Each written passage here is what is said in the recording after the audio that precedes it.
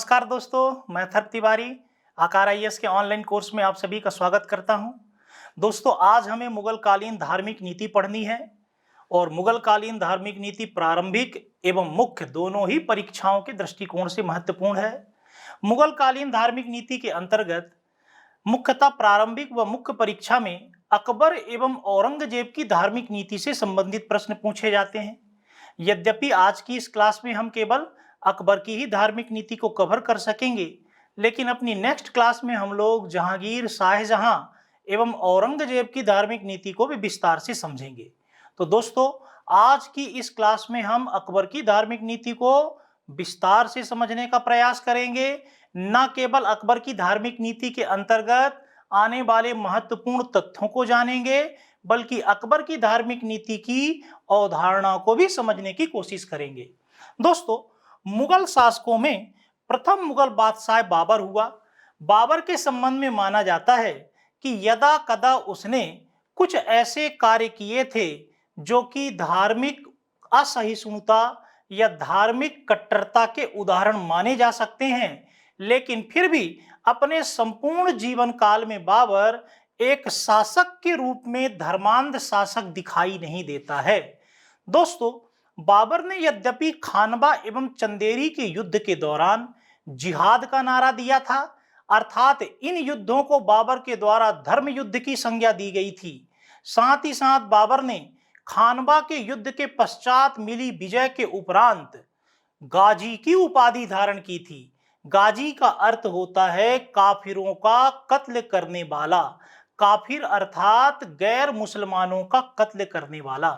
तो ये कुछ ऐसे उदाहरण हमें बाबर के समय पे प्राप्त होते हैं जिनके आधार पर हम बाबर को एक कट्टर शासक कह सकते हैं, लेकिन ये संपूर्ण बाबर के जीवन काल के केवल कुछ अपवाद थे।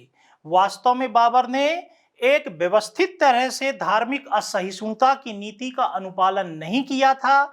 यही कारण है कि बाबर को हम एक कट्टर या असहिष्णु मुस्लिम शासक नहीं मान सकते हैं। तो दोस्तों, प्रारंभिक परीक्षा में प्रश्न यह पूछा जाता है कि बाबर ने किन युद्धों के दौरान जिहाद का नारा दिया था या बाबर ने किन युद्धों को जिहाद की संज्ञा दी थी। तो दो महत्वपूर्ण युद्ध हैं। पहला युद्ध है खानवा का युद्ध, जो कि राणा सांगा के विरुद्ध लड़ा गया था। दूसरा युद्ध है चंदेरी का युद्ध, जो कि मेदिनी राय के विरुद्ध लड़ा गया था। और इन दोनों युद्धों से पहले अपने सैनिकों का उत्साह बढ़ाने के लिए बाबर ने जिहाद का नारा दिया था। साथ ही साथ दोस्तों, खानवा के युद्ध के पश्चात मिली विजय से खुश होकर के बाबर ने गाजी की उपाधि धारण की थी, लेकिन ये उदाहरण केवल अपवाद मात्र हैं। इन उदाहरणों के कारण हम बाबर को एक कट्टर मुस्लिम शासक नहीं मान सकते हैं। क्लियर है दोस्तों? बाबर का उत्तराधिकारी हुमायूं हुआ। हुमायूं भी बाबर के समान एक सुन्नी मुसलमान था, लेकिन हुमायूं को भी हम एक धर्मांध शासक नहीं कह सकते हैं। हुमायूं ने हमीदा बानो बेगम से विवाह किया था। दोस्तों, हमीदा बानो बेगम शिया मुसलमान थी और हमीदा बानो बेगम के व्यक्तित्व का प्रभाव हुमायूं के जीवन पर पड़ा। यही कारण है कि सुन्नी मुसलमान होने के बावजूद भी हुमायूं शिया मत के मुसलमानों के प्रति भी उदार था। तो कई बार यह प्रारंभिक परीक्षा में प्रश्न पूछा जाता है कि हुमायूं की किस पत्नी के संबंध में माना जाता है कि वह शिया मत से संबंधित थी। हमीदा बानो बेगम। क्लियर है दोस्तों? तो ना तो हम बाबर को धार्मिक रूप से एक असहिष्णु शासक कह सकते हैं, यद्यपि कुछ उदाहरण हमें ऐसे प्राप्त होते हैं जिनमें बाबर ने असहिष्णु या कट्टर धार्मिक नीति अपनाई थी, लेकिन उसके पीछे बाबर का उद्देश्य धार्मिक न होकर के राजनीतिक था। बाबर ने खानवा या चंदेरी के युद्ध के दौरान जिहाद का नारा इसलिए दिया था क्योंकि बाबर अपने मुस्लिम सैनिकों को धर्म के नाम पर एकजुट करना चाहता था। इसके अलावा इन नारों के पीछे बाबर का उद्देश्य धार्मिक कतई नहीं था। साथ ही साथ बाबर ने खानवा के युद्ध के पश्चात गाजी की उपाधि धारण की थी, लेकिन ये महज अपवाद हैं। इन अपवादों के कारण हम बाबर को एक कट्टर मुस्लिम शासक नहीं कह सकते हैं। हुमायूं को भी हम कट्टर मुस्लिम शासक नहीं मान सकते हैं। हुमायूं ने शिया मत की अनुयायी हमीदा बानो बेगम से विवाह किया और शिया मत के प्रति हुमायूं अपने पूरे जीवन काल में उदार रहा। माना जाता है हुमायूं का प्रमुख सैनिक एवं उसका मित्र बैरम खां था, जो भी एक शिया मुसलमान था। क्लियर है दोस्तों। मुगल काल में हुमायूं के शासन सत्ता को शेर शाह सूरी के द्वारा समाप्त किया गया और हुमायूं के उपरांत आगरा एवं दिल्ली का नया शासक शेर शाह सूरी बना। दोस्तों, शेर शाह सूरी के शासनकाल में भी यद्यपि कुछ कदम ऐसे उठाए गए जो उसे एक कट्टर धार्मिक शासक के रूप में प्रेजेंट करते हैं, लेकिन उन कदमों को भी केवल अपवाद माना जा सकता है। वास्तव में शेर शाह सूरी ने भी किसी कट्टर या असहिष्णु धार्मिक नीति का अनुपालन नहीं किया था। तो निष्कर्षतः हम यह मान सकते हैं कि ना तो बाबर एक कट्टर मुस्लिम शासक था, ना ही हुमायूं और ना ही शेर शाह सूरी को असहिष्णु या कट्टर मुस्लिम शासक माना जा सकता है। दोस्तों, मुगल काल में सबसे ज्यादा महत्वपूर्ण मानी जाती है अकबर की धार्मिक नीति। अकबर के संबंध में ऐसा माना जाता है कि अकबर ऐसा प्रथम मुगल शासक था जिसने एक व्यवस्थित धार्मिक नीति अपनाई। अकबर की धार्मिक नीति को इतिहासकारों ने सुलह एक कुल की नीति का नाम दिया है। तो दोस्तों, अकबर की धार्मिक नीति को किस नीति के नाम से जाना जाता है? सुलह एक कुल की नीति के नाम से। सुलह कुल का अर्थ होता है सार्वभौमिक सहिष्णुता, अर्थात यूनिवर्सल टॉलरेंस। तात्पर्य यह है कि अकबर ने अपने शासनकाल में धर्म के आधार पर सहिष्णुता की नीति अपनाई और अपनी प्रजा के मध्य धर्म, जाति, संप्रदाय के आधार पर किसी भी प्रकार का भेदभाव नहीं किया। तो अकबर की धार्मिक नीति सहिष्णुता एवं उदारता पर आधारित थी। इसलिए अकबर की धार्मिक नीति को इतिहासकारों ने सुलह कुल की नीति कहा है, अर्थात अकबर ने सभी धर्मों के साथ उदारता अर्थात सहिष्णुता की नीति का अनुपालन किया था। सुलह कुल का हिंदी में अर्थ होता है सार्वभौमिक सहिष्णुता, अर्थात सभी धर्मों के अनुयायियों के प्रति सहिष्णुता। क्लियर है दोस्तों। तो प्रारंभिक परीक्षा में सीधे सीधे प्रश्न पूछा जा सकता है कि सुलह कुल की नीति किस मुगल बादशाह से संबंधित थी? तो दोस्तों, अकबर की धार्मिक नीति को सुलह कुल की नीति के नाम से जाना जाता है। माना जाता है कि अकबर की उदार या सहिष्णु धार्मिक नीति कहीं न कहीं सूफियों की विचारधारा वहदत उल वजूद से प्रभावित थी। तो दोस्तों, यह प्रश्न भी पूछा जा सकता है कि अकबर ने जो अपनी प्रजा के मध्य सहिष्णुता की नीति अपनाई, उदारता की नीति अपनाई, वह नीति मूल रूप से कहां से प्रभावित थी?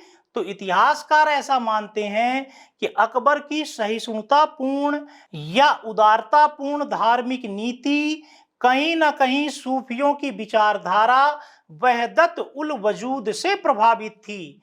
हमने जब सूफी आंदोलन पढ़ा था तब हमने देखा था कि वहदत उल वजूद का सिद्धांत इब्न ए अरबी के द्वारा दिया गया था और वहदत उल वजूद का आशय होता है सर्वेश्वरवाद, अर्थात सूफियों ने सभी धर्मों को समान मानते हुए ईश्वर को एक माना और संपूर्ण जगत को ईश्वर की संज्ञा दी।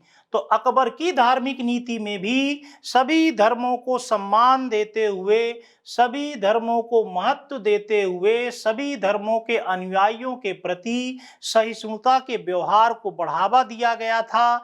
यही कारण है कि हम यह कह सकते हैं कि अकबर की उदार या सहिष्णु नीति सूफियों के वहदत उल वजूद के सिद्धांत से प्रभावित थी। क्लियर है दोस्तों। साथ ही साथ अकबर की उदार धार्मिक नीति पर उसके गुरु अब्दुल लतीफ, उसकी मां हमीदा बानो बेगम, उसकी राजपूत पत्नियों और भक्ति एवं सूफी आंदोलन के संतों का भी प्रभाव था। दोस्तों, अकबर का गुरु था अब्दुल लतीफ, जो धार्मिक रूप से एक उदार एवं सहिष्णु व्यक्ति माना जाता था। अकबर की मां का नाम था हमीदा बानो बेगम, जो कि शिया मुसलमान थी। और शिया मुसलमानों के संबंध में माना जाता है कि शिया सुन्नी मुसलमानों के समान कट्टर नहीं होते हैं। इस तरह से निश्चित रूप से अकबर के उदार व्यक्तित्व पर उसकी मां हमीदा बानो बेगम के व्यक्तित्व का प्रभाव पड़ा होगा। साथ ही साथ अकबर ने कई राजपूत घरानों की महिलाओं से विवाह किए थे। अकबर की इन राजपूत पत्नियों का प्रभाव भी अकबर के जीवन पर पड़ा होगा। उसके अलावा अकबर के शासनकाल में भारत में भक्ति एवं सूफी आंदोलन चल रहा था और अकबर के समकालीन कई महत्वपूर्ण भक्ति आंदोलन से संबंधित एवं सूफी आंदोलन से संबंधित संत हुए। उन संतों की विचारधारा ने भी अकबर के व्यक्तित्व को प्रभावित किया होगा।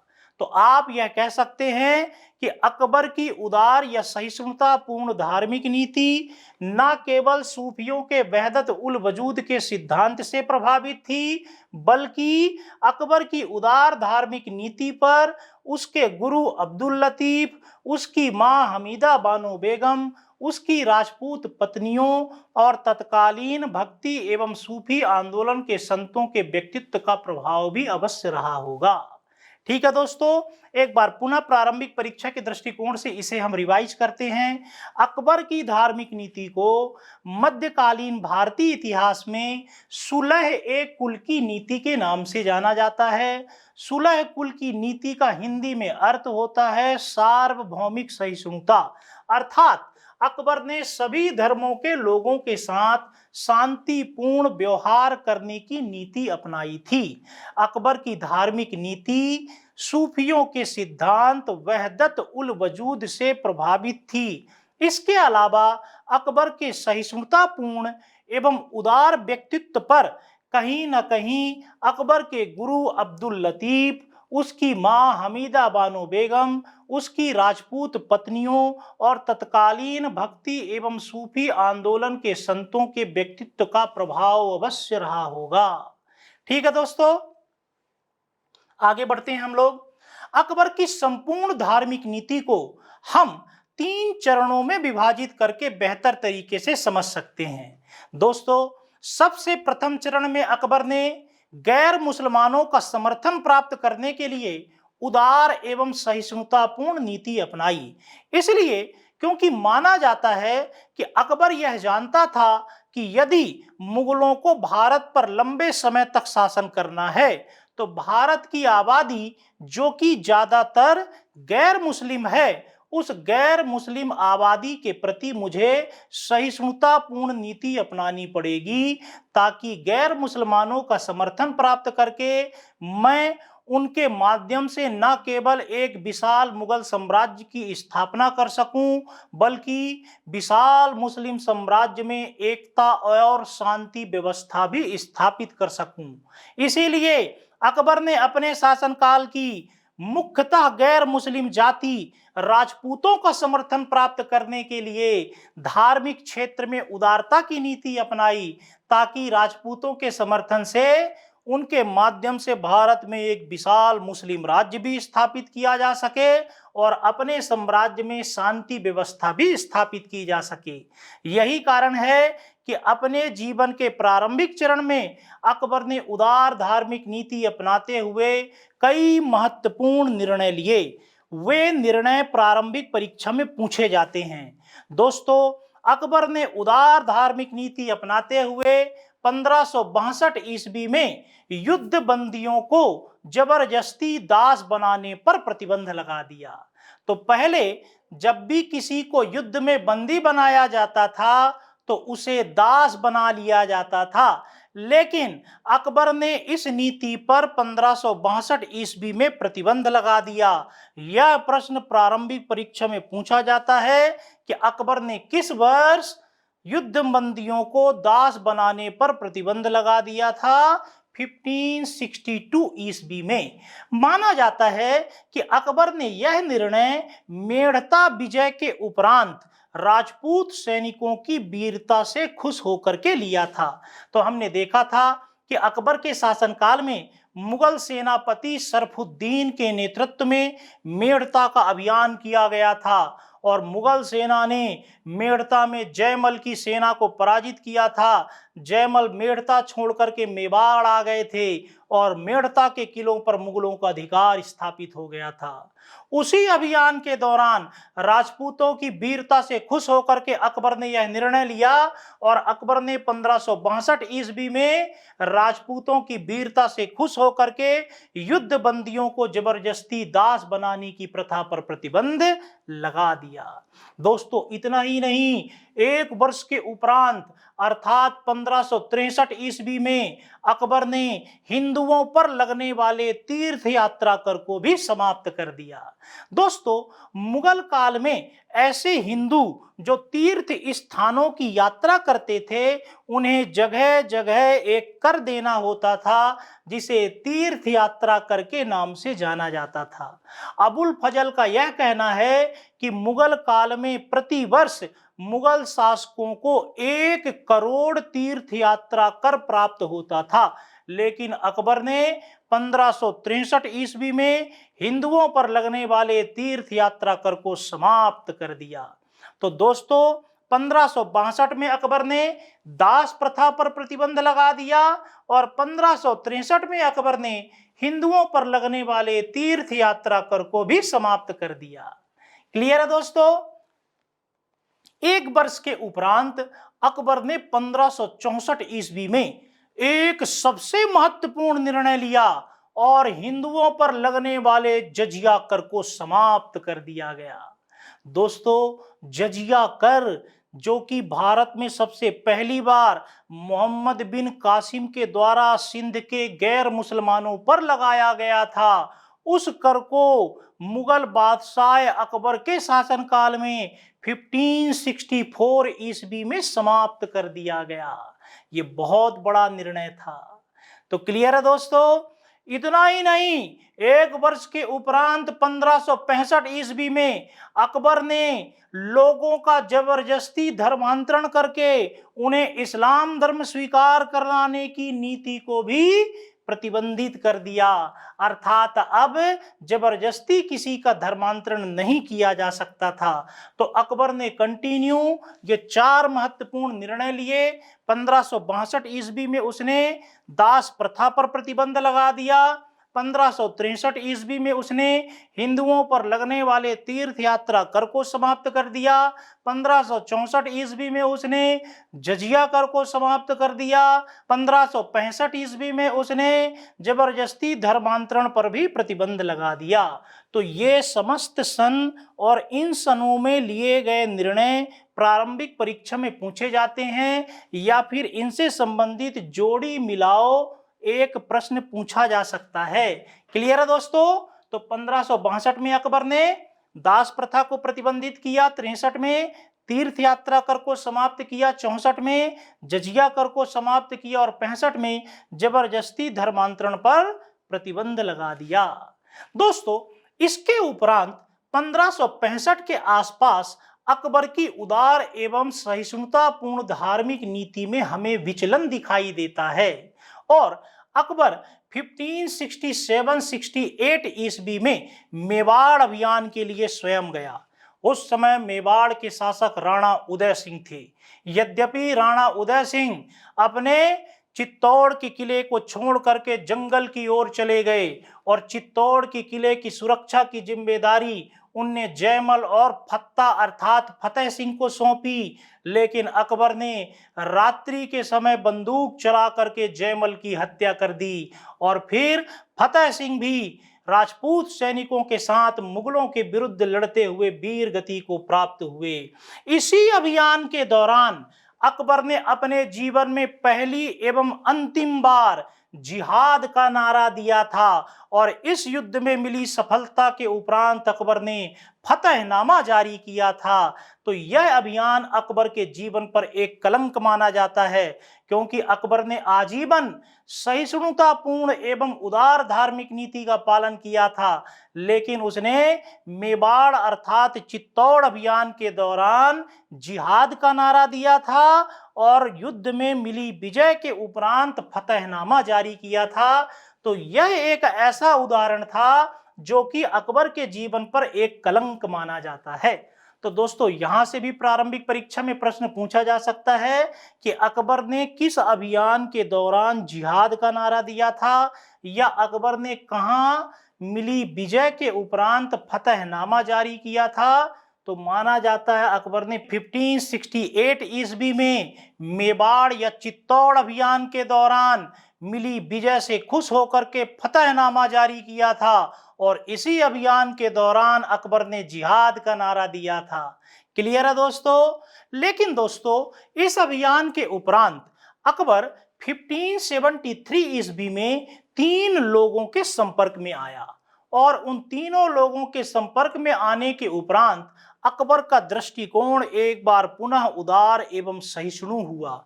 दोस्तों उन 3 लोगों में से प्रथम व्यक्ति थे शेख मुबारक, जो कि सिंध के रहने वाले एक मुसलमान थे, लेकिन कट्टर या असहिष्णु न होकर के ये उदार व्यक्तित्व के व्यक्ति थे। साथ ही साथ शेख मुबारक के 2 पुत्र थे, एक का नाम था फैजी और दूसरे पुत्र का नाम था अबुल फजल। अकबर अपने जीवन काल में 1573 में इन तीनों के संपर्क में आता है, और इन तीनों के उदार व्यक्तित्व का प्रभाव अकबर के जीवन पर पड़ता है, और अकबर एक बार पुनः उदार व्यक्तित्व की ओर आगे बढ़ता है। क्लियर है दोस्तों। तो इन तीनों ने अर्थात शेख मुबारक ने, फैजी ने और अबुल फजल ने अकबर के व्यक्तित्व को उदार एवं सहिष्णु बनाने में अत्यंत ही महत्वपूर्ण योगदान दिया था। दोस्तों इन तीनों के संबंध में माना जाता है कि ये तीनों बड़े गुणी व्यक्ति थे, और इन्हें सभी धर्मों का ज्ञान था। यह अकबर को सभी धर्मों में निहित अच्छी अच्छी बातें बताया करते थे। इसलिए अकबर के मन में भी सभी धर्मों में निहित अच्छी अच्छी बातों को जानने की जिज्ञासा जागृत हुई, और इसीलिए अकबर ने 1575 ईस्वी में अपने साम्राज्य की राजधानी फतेहपुर सीकरी में इबादत खाना का प्रारंभ करवाया। दोस्तों इबादत खाना एक प्रार्थना सभा थी, एक बहुत बड़ा हॉल हुआ करता था, और उसी हॉल में अकबर प्रारंभिक समय पर केवल इस्लाम धर्म के विद्वानों को बुला करके उनसे इस्लाम धर्म की जानकारी प्राप्त किया करता था। अकबर इस्लाम धर्म के ज्ञानी मुल्ला मौलवियों से इस्लाम धर्म से संबंधित परिचर्चा किया करता था। अकबर उनसे प्रश्न पूछा करता था कि मेरे इस प्रश्न के संदर्भ में इस्लाम धर्म में क्या कहा गया है, और मुल्ला और मौलवी अकबर की जिज्ञासा को शांत करते थे, अकबर के द्वारा पूछे गए प्रश्नों को जवाब देते थे। तो अकबर ने इबादत खाना अर्थात एक प्रार्थना सभा कब प्रारंभ किया था? 1575 में। बहुत महत्वपूर्ण सन है। और इबादत खाना का प्रारंभ अकबर के द्वारा कहां किया गया था? फतेहपुर सीकरी में। यह प्रश्न भी पूछा जाता है। दोस्तों शुरू में अकबर ने इबादत खाना में केवल इस्लाम धर्म के विद्वानों को बुलाना प्रारंभ किया था, और आगे चल करके 1578 ईस्वी में अकबर ने इबादत खाने के दरवाजे सभी धर्मों के विद्वानों के लिए खोल दिए, और इबादत खाना में इस्लाम धर्म के अतिरिक्त अन्य धर्मों के विद्वानों को भी आमंत्रित किया जाने लगा। और फिर अकबर सभी धर्मों के विद्वानों से सामूहिक रूप से परिचर्चा करने लगा। लेकिन दोस्तों इससे इबादत खाना में विद्वानों के मध्य विवाद बढ़ता गया, और इस्लाम धर्म के विद्वान 2 भागों में बंट गए, एक उदारवादी गुट और एक रूढ़िवादी गुट। इस्लाम धर्म के विद्वानों में से उदारवादी गुट का नेतृत्व अबुल फजल के पास था, और कट्टरवादी या रूढ़िवादी विद्वानों का नेतृत्व अब्दुल नबी एवं मखदुम उल मुल्क के पास था। और इससे इस्लाम धर्म के विद्वान ही आपस में लड़ने झगड़ने लगे। इस्लाम धर्म के विद्वान न केवल अन्य धर्मों के विद्वानों को चुप करा देते थे, उन्हें कुछ बोलने नहीं देते थे, बल्कि इस्लाम धर्म के विद्वान आपस में भी लड़ने झगड़ने लगे थे। और अकबर इस निष्कर्ष पर पहुंचा कि शांतिपूर्वक इबादत खाने की कार्यवाही को आगे नहीं बढ़ाया जा सकता है। इसलिए अकबर ने 1579 ईस्वी में इबादत खाना को बंद करवा दिया। क्लियर है दोस्तों। तो अकबर ने इबादत खाना किस वर्ष प्रारंभ करवाया था? 1575 ईस्वी में। कहां करवाया था? फतेहपुर सीकरी में। इबादत खाना क्या था? एक प्रार्थना सभा थी जिसमें अकबर प्रारंभ में इस्लाम धर्म के विद्वानों से परिचर्चा किया करता था। माना जाता है कि हर गुरुवार की रात्रि के दिन अकबर इस्लाम धर्म के विद्वानों से इस्लाम धर्म के संबंध में जानकारी प्राप्त किया करता था। फिर धीरे धीरे अकबर इस्लाम धर्म के विद्वानों के अलावा अन्य धर्मों के विद्वानों को भी इबादत खाना में बुलाना प्रारंभ कर दिया और इससे इबादत खाना में विवाद बढ़ता गया। यह सन भी आप याद रखिएगा कि अकबर ने 1578 ईस्वी में इबादत खाने के दरवाजे सभी धर्मों के विद्वानों के लिए खोल दिए थे। दोस्तों, शीघ्र ही इबादत खाना दो भागों में विभाजित हो गया। उदारवादी गुट का नेतृत्व अबुल फजल के हाथ में था और रूढ़िवादी गुट का नेतृत्व मखदूम उल मुल्क एवं अब्दुल नबी के हाथों में था। दोस्तों, अब्दुल नबी को अकबर का गुरु भी माना जाता है। माना जाता है कि अकबर प्रारंभ में अब्दुल नबी से बहुत प्रभावित था और एक मौके पर तो अकबर ने अब्दुल नबी के जूतों को भी अपने हाथों से उठाया था। लेकिन आगे चल करके अकबर को यह ज्ञान हो गया कि अब्दुल नबी रूढ़िवादी और कट्टरवादी मुसलमान है, इसलिए धीरे धीरे अकबर अब्दुल नबी से नाराज होता गया और अब्दुल नबी जो कि सद्र के पद पर था उसे अकबर ने अपदस्थ कर दिया था। तो क्लियर है दोस्तों, प्रारंभ में अकबर ने इबादत खाना में केवल इस्लाम धर्म के विद्वानों को आमंत्रित किया था। 1578 ईस्वी में अन्य धर्मों के विद्वानों को भी इबादत खाना में बुलाया जाने लगा और जब इबादत खाना में विवाद बहुत ज्यादा बढ़ गया तो 1579 ईस्वी में अकबर ने इबादत खाना को बंद करवा दिया। ये समस्त सन पूछे जाते हैं कि अकबर ने इबादत खाना कब प्रारंभ किया। 1579 में। इबादत खाना में सभी धर्मों के विद्वानों को कब से बुलाया जाने लगा? 1578 ईस्वी में। और इबादत खाना को कब बंद कर दिया गया? 1579 ईस्वी में। ठीक है दोस्तों।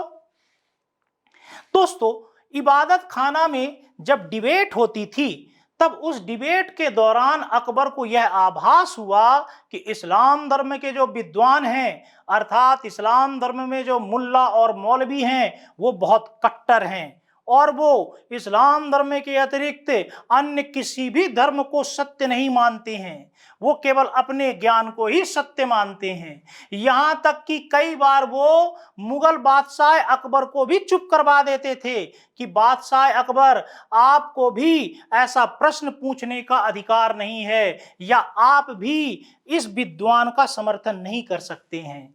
इसीलिए इबादत खाना के दौरान ही अकबर को यह ज्ञान प्राप्त हो गया था कि इस्लाम धर्म के मुल्ला और मौलवी बहुत कट्टर हैं और मुझे इनकी शक्ति को संतुलित करना होगा। इसीलिए अकबर ने इबादत खाना को बंद करने के पश्चात इस्लाम धर्म के इन कट्टर मुल्ला मौलवियों एवं काजियों की शक्ति को संतुलित करने का प्रयास किया और जिस वर्ष अकबर ने इबादत खाना को बंद किया उसी वर्ष 1579 ईस्वी में अकबर ने फतेहपुर सीकरी की जामा मस्जिद के काजी को हटा करके स्वयं खुतबा पढ़ा। दोस्तों, जनरली बादशाह हमेशा काजी के माध्यम से खुतबा पढ़ता था, तो जामा मस्जिद का काजी बादशाह को खुतबा पढ़ाता था, अर्थात बादशाह काजी के माध्यम से शपथ लेता था। जैसा जैसा काजी बोलता जाता था वैसा वैसा बादशाह भी बोलता जाता था। तो यह एक इस्लाम धर्म में परंपरा थी कि बादशाह शपथ केवल और केवल काजी के माध्यम से ही ले सकता है। लेकिन अकबर ने अपने और ईश्वर के मध्य इस मध्यस्थ को समाप्त कर दिया और अकबर ने फतेहपुर सीकरी की जामा मस्जिद के काजी को अपदस्थ करके स्वयं खुतबा पढ़ा। यह इस बात का संकेत था कि अकबर अब अपने ऊपर किसी भी काजी की सत्ता को मानने के लिए तैयार नहीं था। इतना ही नहीं, उसी वर्ष 1579 ईस्वी में अकबर ने एक धार्मिक घोषणा जारी की जिसे इतिहास में महजरनामा के नाम से जाना जाता है। तो अकबर के द्वारा महजरनामा कब जारी किया गया था? 1579 ईस्वी में जारी किया गया था। महजरनामा क्या था? तो महजरनामा अकबर के द्वारा जारी की गई एक धार्मिक घोषणा थी। दोस्तों, महजरनामा नामक धार्मिक घोषणा के माध्यम से अकबर ने यह स्पष्ट कर दिया कि जब भी कभी इस्लाम धर्म के किसी सिद्धांत को लेकर के इस्लाम धर्म के दो मुल्ला या मौलवियों के बीच में मतभेद होगा तो बादशाह स्वयं यह निर्णय ले सकेगा कि उन दोनों विद्वानों में से किस विद्वान का मत सही है, और बादशाह यदि चाहे तो उन दोनों विद्वानों के मतों से अलग जाकर के अपना तीसरा मत भी जारी कर सकता है, बशर्ते बादशाह के द्वारा जारी किया गया मत इस्लाम धर्म के मूलभूत सिद्धांतों की अवहेलना न करता हो। क्लियर है दोस्तों? इस तरह से महजरनामा, जो कि एक घोषणा थी और माना जाता है कि इस घोषणा का मसविदा अर्थात मसौदा शेख मुबारक ने तैयार किया था, उस घोषणा के माध्यम से अकबर ने यह स्पष्ट कर दिया कि अब इस्लाम धर्म के सिद्धांतों की व्याख्या करने का अंतिम अधिकार किसी मुल्ला या मौलवी के पास नहीं बल्कि स्वयं बादशाह के पास होगा। ये बादशाह डिसाइड करेगा कि किस मुल्ला या मौलवी का विचार इस्लाम धर्म के अनुकूल है और किसका विचार इस्लाम धर्म के अनुकूल नहीं है। और यदि बादशाह चाहेगा तो वो दोनों मुल्ला या मौलवियों के विचारों से अलग जाकर के अपना विचार भी अभिव्यक्त कर सकता था, बशर्ते बादशाह का विचार इस्लाम धर्म के सिद्धांतों से अलग नहीं होना चाहिए। कुल मिलाकर के अभी तक इस्लाम धर्म की व्याख्या करने का सर्वोच्च अधिकार मुल्ला एवं मौलवियों के पास होता था, लेकिन महजरनामा के माध्यम से अकबर ने यह स्पष्ट कर दिया कि अब इस्लाम धर्म की व्याख्या करने का सर्वोच्च अधिकार बादशाह के पास होगा।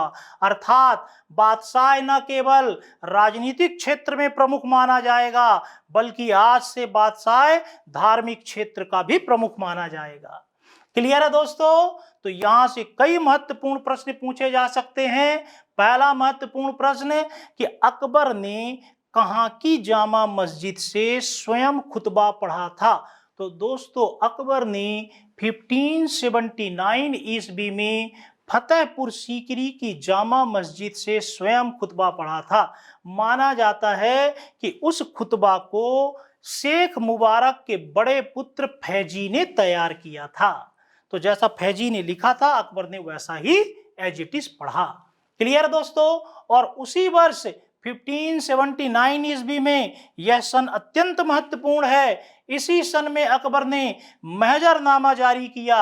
एक धार्मिक घोषणा अकबर ने जारी की, और इस धार्मिक घोषणा को किसने तैयार किया था? शेख मुबारक ने तैयार किया था।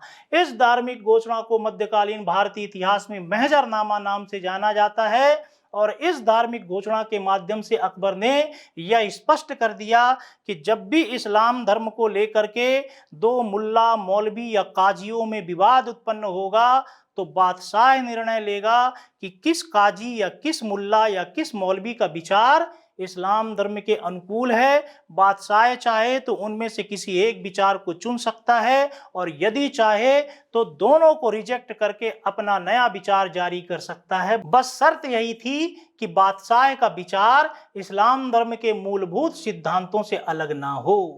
क्लियर है दोस्तों? तो अकबर ने फतेहपुर सीकरी की जामा मस्जिद से स्वयं खुतबा 1579 ईस्वी में पढ़ा था। इस खुतबा की रचना फैजी के द्वारा की गई थी। इस खुतबा के आखिरी शब्द थे अल्लाहू अकबर, अर्थात खुदा ही सबसे बड़ा है। तो दोस्तों, अल्लाहू अकबर शब्द का हिंदी में अर्थ क्या होता है कि अल्लाह सबसे बड़ा है, अर्थात खुदा सबसे बड़ा है। इसी वर्ष 1579 ईस्वी में अकबर ने महजरनामा अर्थात एक धार्मिक घोषणा की, और इस महजरनामा के माध्यम से अकबर ने यह स्पष्ट कर दिया कि जब भी विभिन्न मुल्लाओं के विचारों में मतभेद होगा तो अकबर उनमें से कोई एक विचार चुन सकता है, और अगर वह राज्य के हित में आवश्यक समझे तो नया आदेश भी जारी कर सकता है, बशर्ते वह इस्लाम के विरुद्ध ना हो। दोस्तों, महजरनामा का फॉर्मेट या इसका मसौदा किसने तैयार किया था? शेख मुबारक ने तैयार किया था। और महजरनामा में अकबर को अमीर उल मोमिनीन और इमाम ए आदिल कहा गया था। इसमें स्पष्टता यह उल्लेख था कि बादशाह अमीर उल मोमिनीन होता है। अमीर उल मोमिनीन अर्थात ईमानदारों का नेता होता है, अर्थात बादशाह ईमानदार होता है। बादशाह ने यदि कोई निर्णय लिया है तो वह निर्णय गलत नहीं हो सकता है। इतना ही नहीं, महजरनामा में यह भी उल्लेखित था कि बादशाह इमाम आदिल होता है, अर्थात न्याय प्रिय शासक होता है। इसलिए बादशाह के द्वारा लिया गया निर्णय या न्याय कभी भी गलत नहीं हो सकता, क्योंकि बादशाह ईमानदार भी होता है और न्याय प्रिय भी होता है। क्लियर है दोस्तों? तो महजरनामा अकबर के द्वारा 1579 ईस्वी में जारी किया गया था। महजरनामा का मसौदा या मसविदा शेख मुबारक ने तैयार किया था। दोस्तों, अकबर के शासन काल में एक मुस्लिम विद्वान हुए जिनका नाम था बदायूनी। बदायूनी ने एक पुस्तक लिखी है मुंतखाब उल तवारीख। माना जाता है कि अकबर के समकालीन मुस्लिम विद्वानों में से एकमात्र विद्वान बदायूनी था जिसने अकबर की नीतियों की आलोचना की है। इसके अलावा अकबर के समकालीन किसी भी विद्वान ने अकबर की नीतियों की आलोचना करने की हिम्मत नहीं की थी। केवल बदायूनी ऐसा मुस्लिम विद्वान था जिसने अकबर की नीतियों की आलोचना की है। बदायूनी यह कहता है कि अकबर ने महजरनामा में स्वयं को इंसान एक कामिल घोषित किया था। इंसान एक कामिल अर्थात अकबर ने स्वयं को सबसे विवेकशील व्यक्ति या पूर्ण मानव घोषित किया था कि मैं पूर्ण मानव हूं और समस्त लोगों में सबसे विवेकशील व्यक्ति हूं। तो यह आरोप बदायूनी के द्वारा अकबर पर लगाया गया है कि अकबर ने महजरनामा में खुद को इंसान एक कामिल अर्थात इंसानों में सबसे ज्यादा विवेकशील यानी पूर्ण मानव घोषित किया था।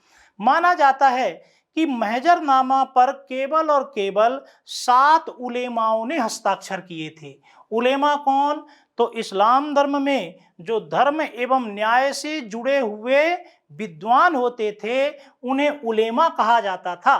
तो ऐसा कहा जाता है कि महजरनामा में केवल 7 उलेमाओं ने हस्ताक्षर किए थे और उन 7 में से भी बदायूनी का यह कहना है कि केवल शेख मुबारक ऐसे उलेमा थे जिन्होंने खुशी खुशी हस्ताक्षर किए थे। बाकी 6 उलेमाओं पर दबाव डाल करके जबरदस्ती उनसे हस्ताक्षर करवाए गए थे। तो दोस्तों, यह प्रश्न प्रारंभिक परीक्षा में पूछा जा सकता है कि महजरनामा में कुल कितने उलेमाओं ने हस्ताक्षर किए थे? 7 उलेमाओं ने हस्ताक्षर किए थे। बदायूनी का यह कहना है कि केवल शेख मुबारक ने सहर्ष अर्थात खुशी खुशी हस्ताक्षर किए थे। बाकी के 6 उलेमाओं से बलपूर्वक हस्ताक्षर करवाए गए थे। दोस्तों, कई विद्वानों ने अकबर के महजरनामा की आलोचना की है। उनमें से एक ब्रिटिश इतिहासकार हैं बिसेंट स्मिथ। उनने भी अकबर के महजरनामा की आलोचना की है और बिसेंट स्मिथ ने महजरनामा को अमोधत्व का सिद्धांत कहा है। अर्थात महजरनामा को बिसेंट स्मिथ ने यह कहा है कि इसके माध्यम से अकबर ने पैगंबर बनने का प्रयास किया था। अमोधत्व का सिद्धांत को इंग्लिश में कहते हैं डॉक्ट्रिन ऑफ इनफेलिबिलिटी। इनफेलिबिलिटी अर्थात जो कभी गलत न करे या जो कभी अन्याय न करे। तो अमोधत्व के सिद्धांत के अंतर्गत बिसेंट स्मिथ ने यह बताने का प्रयास किया है कि महजरनामा के माध्यम से अकबर ने अपने आप को पैगंबर के समकक्ष बनाने का प्रयास किया और यह स्पष्ट कर दिया कि बादशाह लगभग पैगंबर के समकक्ष होता है, इसलिए वो कभी कोई गलत काम नहीं कर सकता है, वो कभी अन्याय नहीं कर सकता है। तो महजरनामा के माध्यम से अकबर ने पैगंबर बनने का प्रयास किया था। अकबर पर यह आरोप बिसेंट स्मिथ के द्वारा लगाए गए हैं और सीधे सीधे प्रारंभिक परीक्षा में यह प्रश्न पूछा जाता है कि किस विद्वान ने महजरनामा को अमोधत्व का सिद्धांत कहा है? बिसेंट स्मिथ ने कहा है। ठीक है दोस्तों, तो अकबर ने महजरनामा कब जारी किया था? 1579 ईस्वी में। और अकबर ने फतेहपुर सीकरी में इबादत खाना कब प्रारंभ किया था? 1575 ईस्वी में। अकबर ने किस वर्ष जबरदस्ती धर्मांतरण पर प्रतिबंध लगा दिया था? 1565 ईस्वी में। जजिया कर अकबर ने किस वर्ष समाप्त किया था? 1564 ईस्वी में। और तीर्थ यात्रा कर अकबर ने किस वर्ष समाप्त किया था? 1563 ईस्वी में। युद्ध बंदियों को जबरदस्ती दास बनाने की प्रथा पर अकबर ने किस वर्ष प्रतिबंध लगाया था? 1562 ईस्वी में। ये समस्त सन पूछे जाते हैं। ठीक है दोस्तों, अब हम पहुंचते हैं तृतीय चरण में। अकबर ने अपने जीवन के तृतीय चरण में सभी धर्मों और संप्रदायों के मध्य एकता एवं एकजुटता स्थापित करने के लिए एक नए धर्म का प्रचलन किया। दोस्तों, उस धर्म को इतिहास में दीन ए इलाही के नाम से जाना जाता है। तो अकबर ने 1582 ईस्वी में दीन ए इलाही का प्रचलन किया।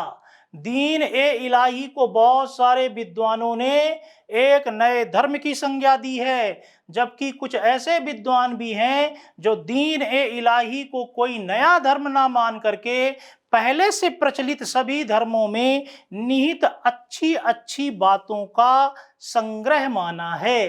तो दोस्तों, अकबर ने दीन ए इलाही का प्रचलन कब किया था? 1582 में। यह बहुत ही महत्वपूर्ण सन है और कई बार प्रारंभिक परीक्षा में पूछा जाता है। दोस्तों, दीन ए इलाही का प्रथम उल्लेख हमें शाहजहां के शासनकाल में उसके समय के एक विद्वान मोहसिन फानी की रचना दबिस्तान ए मजहिब से प्राप्त होता है। तो यह प्रश्न भी प्रारंभिक परीक्षा में पूछा जा सकता है कि दीन ए इलाही का सर्वप्रथम उल्लेख हमें कहां प्राप्त होता है? तो दोस्तों, शाहजहां के शासनकाल में मोहसिन फानी की रचना दबिस्तान ए मजहिब से हमें सर्वप्रथम दीन ए इलाही की जानकारी प्राप्त होती है। तो आपको ये दो नाम याद रखने हैं। विद्वान का नाम है मोहसिन फानी और उसकी रचना का नाम है दबिस्तान ए मजहिब। यह ऐसी रचना है जिसमें हमें सर्वप्रथम दीन ए इलाही का उल्लेख प्राप्त होता है। ठीक है दोस्तों, अबुल फजल ने दीन ए इलाही को आईन अकबरी के 77वें अध्याय, जिसे आईन ए रहनुमानी भी कहा जाता है, उसमें दीन ए इलाही को दीन ए इलाही ना कह करके तौहीद ए इलाही कहा है। दोस्तों, दीन ए इलाही का अर्थ होता है ईश्वर का धर्म, अर्थात एक नया धर्म।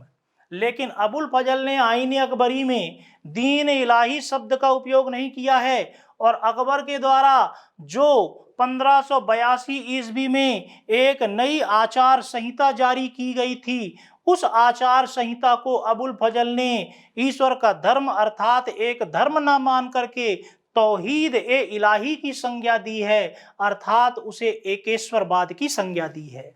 अकबर के द्वारा जारी किए गए दीन इलाही को अबुल फजल एक नए धर्म की संज्ञा नहीं देता है, बल्कि वह आचरण के सिद्धांतों की संज्ञा देता है कि दीन इलाही का अर्थ था एकेश्वरवाद। अकबर इसके माध्यम से केवल यह बताना चाहता था कि सभी धर्मों में जो अलग अलग ईश्वर बताए गए हैं वह अलग अलग नहीं है, बल्कि सभी ईश्वर एक हैं। मुसलमानों का भी खुदा एक है, ईसाइयों का भी देवता एक है और हिंदुओं का भी देवता एक है। हम सभी धर्मों या पंथों के देवी देवताओं में कोई अंतर नहीं है, हम सभी के देवी देवता मूल रूप से एक ही हैं। तो दोस्तों, अबुल फजल ने यह कहने का प्रयास किया है कि दीन इलाही कोई नया धर्म नहीं था, बल्कि दीन इलाही में तो केवल यह कहा गया था कि ईश्वर एक है। क्लियर है दोस्तों?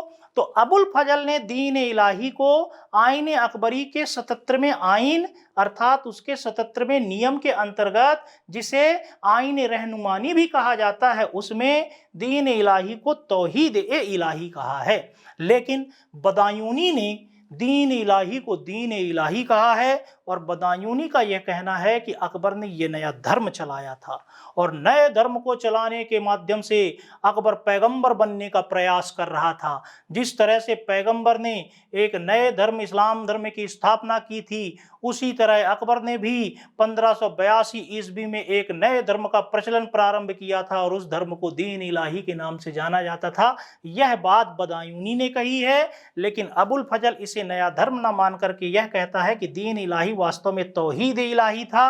इसके माध्यम से अकबर ने केवल यह संदेश देने का प्रयास किया था कि ईश्वर एक है। सभी धर्मों में हमें ईश्वर के जो अलग अलग नाम प्राप्त होते हैं वो केवल नाम के स्तर पर भिन्नता है, वास्तविक रूप से सभी धर्मों में प्रचलित ईश्वर एक ही है।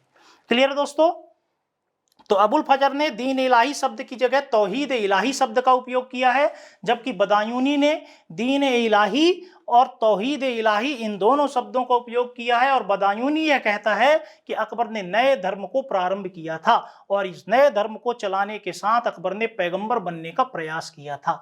दोस्तों, अकबर ने 1583-84 में एक नए कैलेंडर का प्रचलन प्रारंभ किया जिसे इलाही संवत के नाम से जाना जाता है।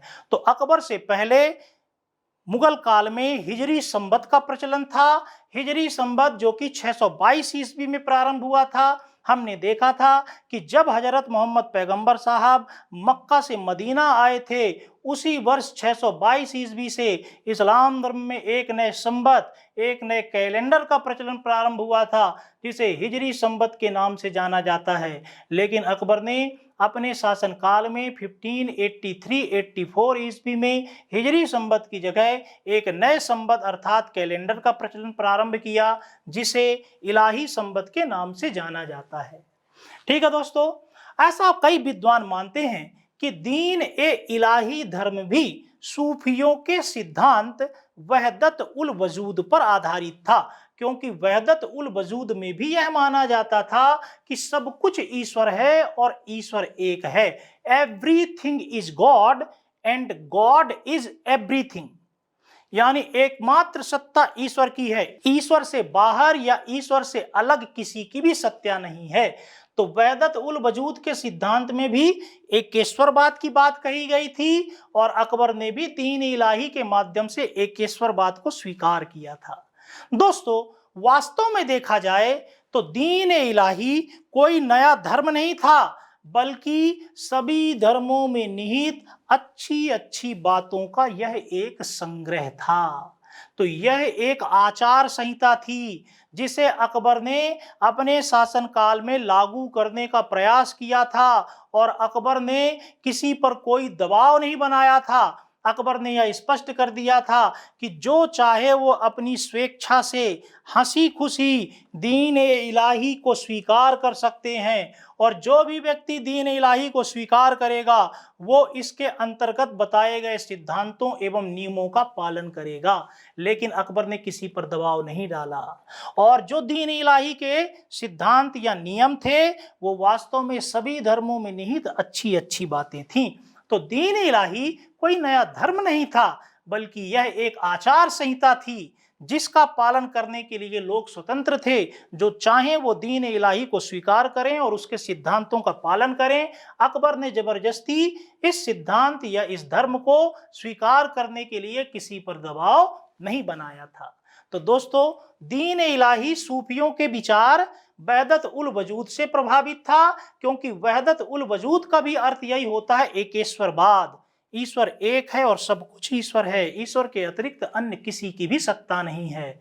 जब मैंने आपको सूफी आंदोलन पढ़ाया था तब मैंने बताया था कि यह सिद्धांत इब्न ए अरबी के द्वारा दिया गया था। वास्तव में दीन इलाही सभी धर्मों में निहित अच्छी अच्छी बातों का कलेक्शन था। दोस्तों, दीन ए इलाही का प्रधान पुरोहित अबुल फजल था, अर्थात दीन ए इलाही धर्म में किस व्यक्ति को दीक्षा दी जानी चाहिए या नहीं दी जानी चाहिए उसका निर्णय अबुल फजल करता था।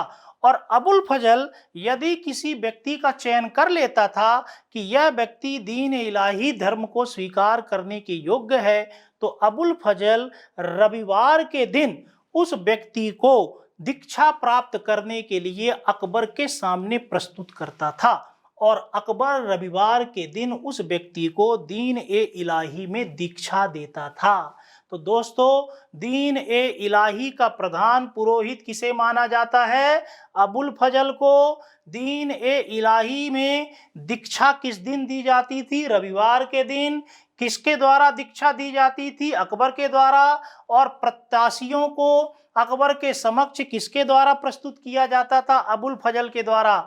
इस तरह से दीन इलाही का पुरोहित अबुल फजल को माना जाता है। माना जाता है कि जो भी व्यक्ति दीन इलाही में दीक्षा प्राप्त करता था उसे अकबर का प्रिय उद्घोष अल्लाहू अकबर कहना पड़ता था। अल्लाहू अकबर अर्थात अल्लाह सबसे बड़ा है। क्लियर है दोस्तों? तो हम यह देखते हैं कि दीन इलाही धर्म का पुरोहित अबुल फजल था। दीन इलाही में दीक्षा रविवार के दिन दी जाती थी। दीक्षा अकबर के द्वारा दी जाती थी, लेकिन अकबर के सामने दीक्षा प्राप्त करने वाले व्यक्तियों को अबुल फजल के द्वारा प्रस्तुत किया जाता था। माना जाता है कि अकबर के शासनकाल में उसके दरबारियों में से केवल 18 लोगों ने दीन इलाही धर्म में अकबर से दीक्षा प्राप्त की थी। कितने लोगों ने? केवल और केवल 18 लोगों ने। और उन 18 लोगों में से भी एकमात्र हिंदू महेश दास अर्थात बीरबल था जिसने दीन ए इलाही धर्म को स्वीकार किया था, अर्थात अकबर से दीक्षा प्राप्त की थी। तो दोस्तों, अकबर के शासनकाल में ज्यादातर दरबारियों ने दीन इलाही को स्वीकार नहीं किया। यही कारण है कि दीन ए इलाही अकबर की मृत्यु के उपरांत शीघ्र ही समाप्त हो जाता है। ठीक है दोस्तों, तो प्रारंभिक परीक्षा में यह प्रश्न पूछा जाता है कि दीन इलाही को कुल कितने अनुयायियों ने स्वीकार किया था? केवल 18 अनुयायियों ने। और उन 18 में से प्रथम एवं अंतिम हिंदू महेश दास अर्थात बीरबल था। क्लियर है दोस्तों? अगली महत्वपूर्ण बात यह है कि दीन इलाही को जो स्वीकार कर लेते थे, जब भी वो कभी आपस में मिलते थे तो आपस में अल्लाहू अकबर और जिल्ले जलालही इन शब्दों के साथ एक दूसरे का सम्मान करते थे। तो दीन इलाही के अनुयायी जब आपस में मिलते थे तो एक कहता था अल्लाहू अकबर और दूसरा प्रत्युत्तर में कहता था जल्ले जलालहू। क्लियर है दोस्तों?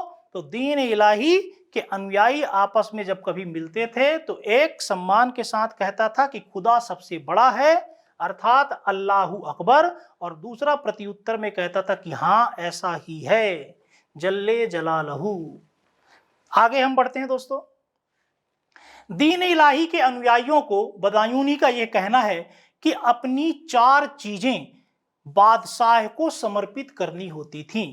उन 4 चीजों में से पहली चीज है संपत्ति, कि जो भी व्यक्ति दीन इलाही में अकबर से दीक्षा प्राप्त करता था वो अपनी इन 4 चीजों को त्याग देता था और इन 4 चीजों पर उस व्यक्ति की जगह बादशाह का अधिकार माना जाता था।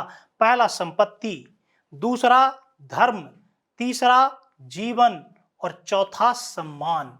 तो बदायूनी यह कहता है कि जो व्यक्ति भी दीन ए इलाही को स्वीकार करता था वो अपनी संपूर्ण संपत्ति, अपना सम्मान, अपना धर्म और अपना जीवन त्याग देता था, और उसी दिन से उस व्यक्ति के इन 4 चीजों पर बादशाह का अधिकार माना जाता था।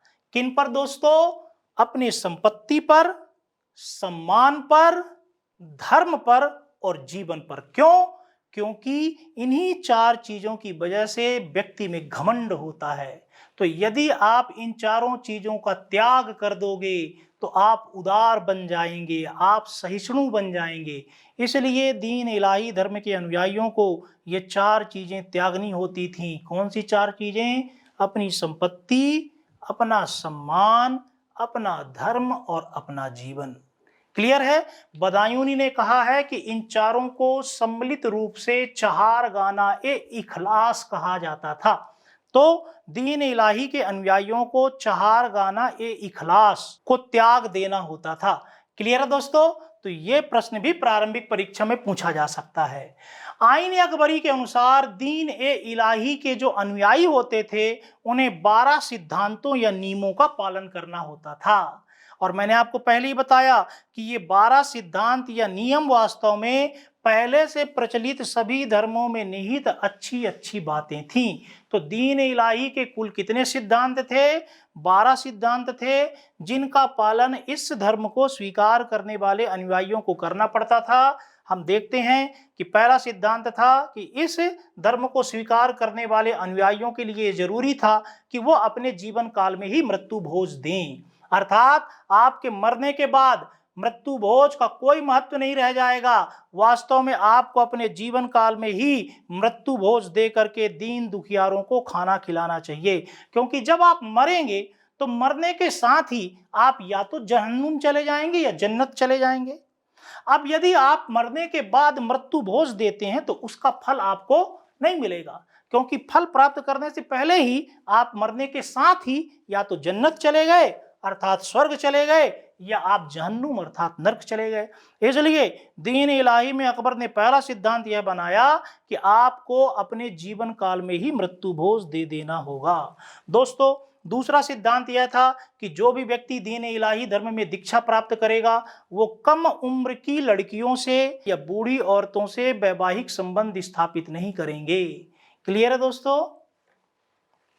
दोस्तों, तीसरा महत्वपूर्ण सिद्धांत था कि इस धर्म के अनुयायी एक पत्नी व्रत का पालन करेंगे और तब तक दूसरा विवाह नहीं करेंगे जब तक कि पहले पत्नी की मृत्यु न हो जाए या पहली पत्नी बंध्या न हो। बंध्या अर्थात पुत्र को जन्म न दे। यदि पहली पत्नी की मृत्यु हो जाती है या फिर पहली पत्नी से आपको पुत्र की प्राप्ति नहीं होती है तब आप दूसरा विवाह कर सकते हैं, अन्यथा आप अपने जीवन काल में एक पत्नी व्रत का पालन करेंगे। अगला महत्वपूर्ण सिद्धांत था कि इस धर्म को स्वीकार करने वाले लोग विधवा विवाह को प्रोत्साहन देंगे। यद्यपि कम उम्र की महिलाओं और अधिक उम्र की महिलाओं से विवाह नहीं करेंगे, लेकिन विधवा विवाह को प्रोत्साहन देंगे और विधवाओं से विवाह करने को ये इंपॉर्टेंस देंगे। क्लियर है दोस्तों? पांचवा सिद्धांत था कि दीन इलाही धर्म के अनुयायी जब भी कभी बादशाह के सामने आएंगे तो वो सिजदा और पायबोस करेंगे। सिजदा क्या? झुक करके बादशाह को सलाम करेंगे और घुटनों के बल बैठ करके बादशाह के कदम चूमेंगे। दोस्तों, सिजदा व पायबोस ये दोनों परंपराएं मूल रूप से फारस अर्थात ईरान की परंपराएं थीं और इन परंपराओं को भारत में सबसे पहली बार सल्तनत काल में बलबन के द्वारा लागू किया गया था। दोस्तों, मुगल काल में ये परंपराएं भारत में अकबर के द्वारा लागू की गई थीं। तो दोस्तों, दीन इलाही धर्म के अनुयायियों को बादशाह के सम्मुख सिजदा एवं पायबोस करना होता था। उन्हें शाकाहारी रहना होता था, वो मांस का सेवन नहीं कर सकते थे और इसीलिए अकबर ने 1582 में दीन इलाही धर्म का प्रचलन किया और 1583 में अकबर ने नियम बना दिया कि कम से कम कुछ विशेष दिनों में पशुओं का वध नहीं किया जाए। क्लियर है दोस्तों? तो अकबर ने 1583 में कुछ निश्चित दिनों में पशु वध पर प्रतिबंध भी लगा दिया था। दीन इलाही के अनुयायियों के लिए यह भी जरूरी था कि वो जुआ नहीं खेलें और ना ही किसी भी प्रकार का नशा करें। साथ ही साथ वो बहेलियों से, मछुआरों से या कसाईयों से और निम्न कोटि के जातियों के साथ भोजन न करें, क्योंकि ये सब शिकारी होते हैं, पशुओं की हत्या करते हैं। तो अकबर ने कहा कि जो भी इस धर्म को स्वीकार करेगा वो बहेलियों के साथ, मछुआरों के साथ या कसाईयों के साथ भोजन नहीं करेगा, इनके संपर्क में नहीं रहेगा। यह भी नियम था कि दीन इलाही धर्म के अनुयायी दाढ़ी मूंछ साफ रखेंगे। यह भी अकबर ने कहा था कि दीन इलाही धर्म के अनुयायी कोशिश करें कि वो हज यात्रा के लिए मक्का ना जाएं, क्योंकि इससे राज्य को आर्थिक क्षति होती है। बेवजह की यात्राएं करने से धन समाप्त होता है, धन खर्च होता है। हालांकि अकबर ने हज यात्रा पर प्रतिबंध नहीं लगाया था, जो जाना चाहे जा सकता है, लेकिन तब भी अकबर ने कहा कि हमें मक्का मदीना की यात्रा से बचना चाहिए, क्योंकि इससे आर्थिक क्षति होती है। और इसीलिए बदायूनी ने अकबर पर आरोप लगाए हैं कि अकबर ने दीन इलाही धर्म के माध्यम से लोगों को दाढ़ी रखने से रोकना चाहा, अकबर ने हज यात्रा पर प्रतिबंध लगा दिया। इस प्रकार अकबर सच्चा मुसलमान नहीं था। तो दोस्तों, बदायूनी ने यह कहा है कि अकबर ने मुसलमानों को दाढ़ी मूंछ रखने पर प्रतिबंध लगा दिया था, हज यात्रा करने पर प्रतिबंध लगा दिया था, लेकिन बदायूनी के द्वारा अकबर पर लगाए गए ये आरोप सही नहीं है। अकबर ने केवल यह कहा था कि आपको इनका पालन करना चाहिए, लेकिन ये कोई कंपलसरी सिद्धांत नहीं थे जिनका पालन करना सभी लोगों के लिए जरूरी था।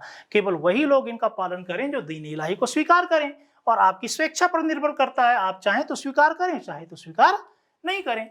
तो क्लियर है दोस्तों, दीन इलाही के अनुयायियों को इन 12 सिद्धांतों का पालन करना होता था।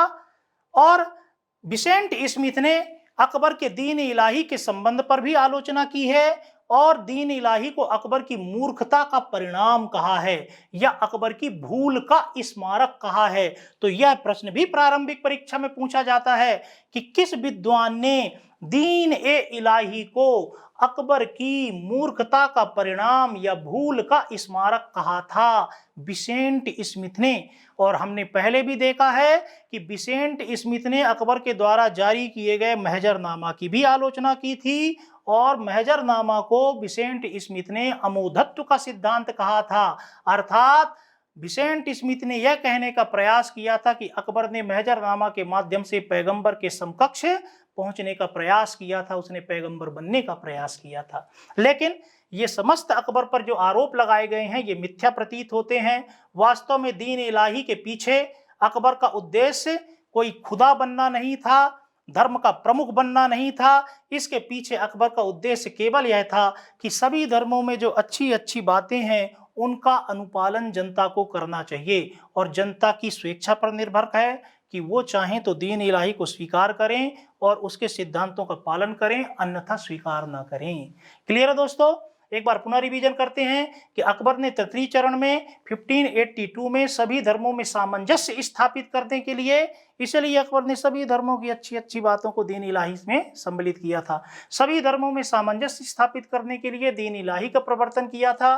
दीन इलाही का प्रथम उल्लेख शाहजहां के शासनकाल में मोहसिन फानी की रचना दबिस्तान ए मजहिब में प्राप्त होता है। अबुल फजल ने दीन इलाही को तौहीद इलाही अर्थात एकेश्वरवाद कहा है। बदायूनी ने इसे दीन इलाही तौहीद इलाही दोनों कहा है। 1583-84 में अकबर ने हिजरी संबत की जगह इलाही संबत का प्रचलन प्रारंभ किया। दीन इलाही वास्तव में सूफी धर्म के सिद्धांत वहदत उल वजूद से प्रभावित था। वहदत उल वजूद भी एकेश्वरवाद का समर्थन करता है और दीन इलाही में भी एकेश्वरवाद का समर्थन किया गया था। दीन इलाही का प्रधान पुरोहित अबुल फजल था। दीन इलाही धर्म में दीक्षा रविवार के दिन अकबर के द्वारा दी जाती थी। प्रत्याशियों को अकबर के सामने अबुल फजल प्रस्तुत करता था और जो भी दीन इलाही धर्म में दीक्षा प्राप्त करता था उसे अल्लाहू अकबर कहना पड़ता था। दीन इलाही के अनुयायी जब भी कभी आपस में मिलते थे तो एक अल्लाहू अकबर कहता था, दूसरा प्रत्युत्तर में जल्ले जलालहू कहता था। दोस्तों, अकबर के शासनकाल में उसके दरबारियों में से केवल 18 दरबारियों ने दीन इलाही को स्वीकार किया था, जिनमें से एकमात्र प्रथम एवं अंतिम हिंदू महेश दास था जिसने दीन इलाही में दीक्षा प्राप्त की थी।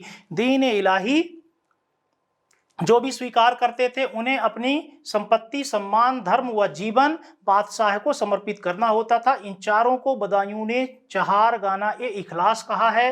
दीन इलाही धर्म के अनुयायियों को 12 सिद्धांतों का पालन करना होता था। ये संख्या याद रखनी है, कितने सिद्धांत थे? 12 सिद्धांत। दोस्तों, दीन इलाही को बिसेंट स्मिथ ने अकबर की मूर्खता का परिणाम या अकबर के भूल का स्मारक माना है, जो कि उचित प्रतीत नहीं होता है।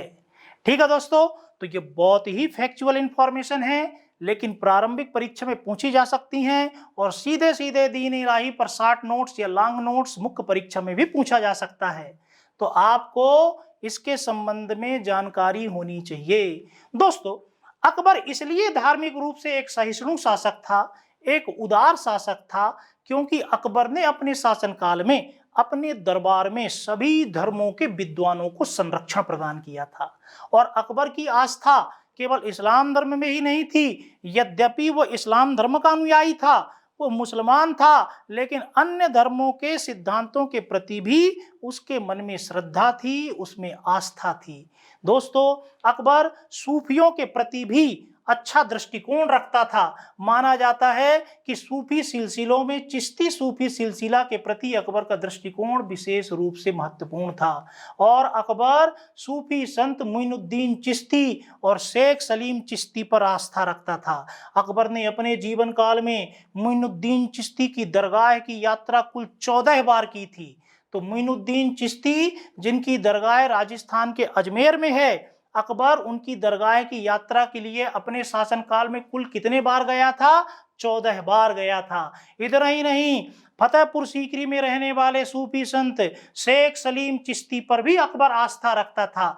माना जाता है कि अकबर को अपने 2 पुत्र शेख सलीम चिश्ती की खानकाह में ही प्राप्त हुए थे। तो शेख सलीम चिश्ती के निवास स्थल में ही अकबर के इन 2 पुत्रों का जन्म हुआ था। प्रथम का नाम था सलीम और दूसरे का नाम था मुराद। तो सलीम और मुराद अकबर के पुत्र थे और इन दोनों पुत्रों का जन्म फतेहपुर सीकरी में शेख सलीम चिश्ती की खानकाह अर्थात उनके निवास स्थान पर हुआ था। और अकबर ने शेख सलीम चिश्ती के प्रति अपना सम्मान प्रकट करते हुए ही अपने पुत्र का नाम सलीम रखा था और वही सलीम आगे चल करके जहांगीर के नाम से अकबर का उत्तराधिकारी होगा और अकबर के मरने के उपरांत नया मुगल बादशाह बनेगा। तो दोस्तों, प्रारंभिक परीक्षा में यह प्रश्न पूछा जा सकता है कि किस सूफी सिलसिले में अकबर की आस्था थी। चिश्ती सूफी सिलसिले में। अकबर किस चिश्ती सूफी सिलसिले की दरगाह की यात्रा किया करता था? मोइनुद्दीन चिश्ती की दरगाह की यात्रा। मोइनुद्दीन चिश्ती की दरगाह कहाँ है? अजमेर में है। अकबर ने अपने जीवन काल में कुल कितने बार मोइनुद्दीन चिश्ती की दरगाह की यात्रा की है? कुल 14 बार अकबर ने यहाँ की यात्रा की थी। इसके अलावा फतेहपुर सीकरी के महान संत शेख सलीम चिश्ती पर भी अकबर की आस्था थी। इन्हीं के आशीर्वाद से अकबर की पत्नी हरखाबाई को पुत्र प्राप्त हुआ था और अकबर ने उस पुत्र का नाम शेख सलीम चिश्ती के सम्मान पर सलीम रखा था। सलीम के अलावा मुराद का जन्म भी शेख सलीम चिश्ती की फतेहपुर सीकरी स्थित खानकाह में हुआ था। दोस्तों, ये अत्यंत महत्वपूर्ण तथ्य हैं जो प्रारंभिक परीक्षा में पूछे जाते हैं। शेख सलीम चिश्ती की मृत्यु के उपरांत अकबर ने इनकी दरगाह फतेहपुर सीकरी में अपने महल के अपने किले के भीतर करवाई थी। तो शेख सलीम चिश्ती की मजार कहाँ है या इनकी दरगाह कहाँ है? फतेहपुर सीकरी में। दोस्तों, सफेद संगमरमर से निर्मित यह दरगाह या कब्र इनकी बहुत ही खूबसूरत है। दोस्तों, इसके अलावा सूफी धर्म के प्रति अकबर में आस्था थी। माना जाता है कि अकबर जलालुद्दीन रूमी के द्वारा लिखा गया ग्रंथ जिसे मसनबी नाम दिया गया है और साथ ही साथ अकबर हाफिज के द्वारा सूफी धर्म पर लिखा गया ग्रंथ दीवान बहुत इंटरेस्ट से पढ़ता था। तो सूफी धर्म के प्रति अकबर में आस्था थी। यह हमें एक अन्य उदाहरण के माध्यम से स्पष्ट हो जाता है कि अकबर जलालुद्दीन रूमी के द्वारा लिखा गया ग्रंथ मसनबी और हाफिज के द्वारा लिखा गया ग्रंथ दीवान बड़े चाव से पढ़ता था। तो जलालुद्दीन रूमी ने मसनबी नामक ग्रंथ की रचना की है जो कि सूफी सिलसिलों से संबंधित एक ग्रंथ है, सूफी साहित्य है। साथ ही साथ हाफिज ने दीवान नाम से एक ग्रंथ लिखा है। यह ग्रंथ भी सूफी सिलसिले से संबंधित ग्रंथ है। अकबर बड़े प्यार से इन ग्रंथों का अध्ययन किया करता था। अध्ययन का आशय यह नहीं है कि अकबर पढ़ता था, अकबर सुनता था, क्योंकि अकबर के संबंध में माना जाता है कि अकबर निरक्षर था, वह किताबों को पढ़ नहीं सकता था। लेकिन तब भी इन 2 ग्रंथों में उसकी रुचि थी। कौन से 2 ग्रंथ? मसनबी किसके द्वारा लिखा गया था? जलालुद्दीन रूमी का मसनबी और हाफिज का दीवान। क्लियर है दोस्तों? आप चाहें तो इस फैक्ट को स्किप कर सकते हैं, इसका कोई विशेष महत्व नहीं। तो अकबर की सूफी सिलसिलों में आस्था थी। चिश्ती सूफी सिलसिला में वो अपनी आस्था रखता था। मोइनुद्दीन चिश्ती और शेख सलीम चिश्ती में वो अपनी आस्था रखता था। क्लियर दोस्तों? इसके अलावा अकबर की भक्ति आंदोलन के संतों में भी आस्था थी। माना जाता है अकबर बल्लभाचार्य के पुत्र विट्ठल दास से स्वयं जाकर के मिलता है और खुश होकर के विट्ठल दास को गोकुल और जैतपुर की जागीर दान में देता है। गोकुल और जैतपुर ये दोनों उत्तर प्रदेश में स्थित हैं। यहाँ की जागीर अकबर के द्वारा बल्लभाचार्य के पुत्र विट्ठल दास को दान में दी गई थी। यह प्रश्न भी पूछा जा सकता है।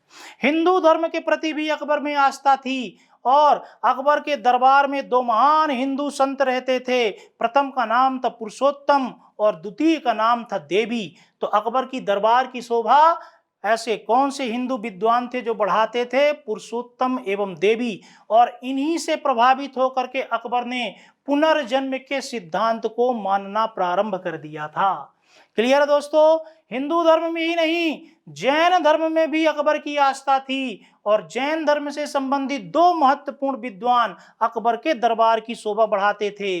प्रथम का नाम था हरि विजय सूरी और द्वितीय का नाम था जिन चंद्र सूरी। और अकबर ने हरि विजय सूरी को जगत गुरु और जिन चंद्र सूरी को युग प्रधान की उपाधि दी थी। यह अत्यंत ही महत्वपूर्ण तथ्य है, आप लोगों को याद रखना है कि अकबर ने जैन आचार्य हरि विजय सूरी को जगत गुरु की और जिन चंद्र सूरी को युग प्रधान की उपाधि दी थी।